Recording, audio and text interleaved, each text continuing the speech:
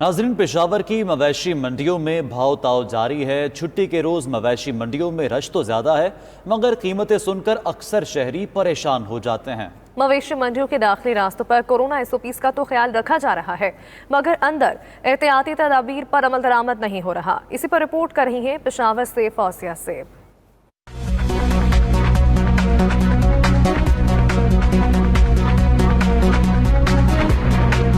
ईद कुर्बा आते ही ईद से कबल आखिरी इतवार पर मवेशी मंडी में लोगों का तांता बन जाता है। मंडियों में शहरी उमड़ आए तो व्यापारियों ने भी कीमतें बढ़ा दी। खरीदारों के मुताबिक छुट्टी वाले दिन वो मंडी में कुर्बानी का जानवर खरीदने की नीयत से आए, मगर कीमतें देखकर उनके होश उड़ गए। जिस जानवर का जो है 1 लाख रुपए वो 1.5 लाख रुपए बताया जा रहा है। छोटे से छोटा जानवर जो है 70,000 80,000। पिछले साल हमने जो तकरीबन 60-65 में लिया था, वो इस दफा 90 1 लाख इस तरह ऊपर जा रहे हैं। यहाँ पे रेट बहुत ज्यादा है। मवेशी मंडियों के दाखिली रास्तों पर हाथ धोने के इंतजामात तो किए गए, मगर मंडियों में मास्क पहनने की पाबंदी नहीं की जाती। गेट पर दाखिल होते ही शहरी मास्क उतार देते हैं, जबकि मंडी के अंदर बड़ों के साथ छोटे बच्चे भी घूमते हुए मिलते हैं। हम बच्चों की जिद की वजह से आए हैं, वरना हम तो आखिरी दिनों में लेना चाहते हैं ना। मंडी में जो लोग एहतियात करते हैं वो रश को देखते हुए अपनी मर्जी का जानवर ढूंढ सकते हैं और ना ही व्यापारियों के साथ कीमतों पर जोड़ तोड़ कर सकते हैं। SOPs को पैरों तले रोंदने वाले शहरियों और बढ़ा चढ़ाकर कीमतें बताने वाले व्यापारियों से परेशान खरीदार मायूस होकर घर लौट जाते हैं। कैमरामैन किफायत शाह के साथ फौजिया ज़ेब, 92 न्यूज़, पेशावर।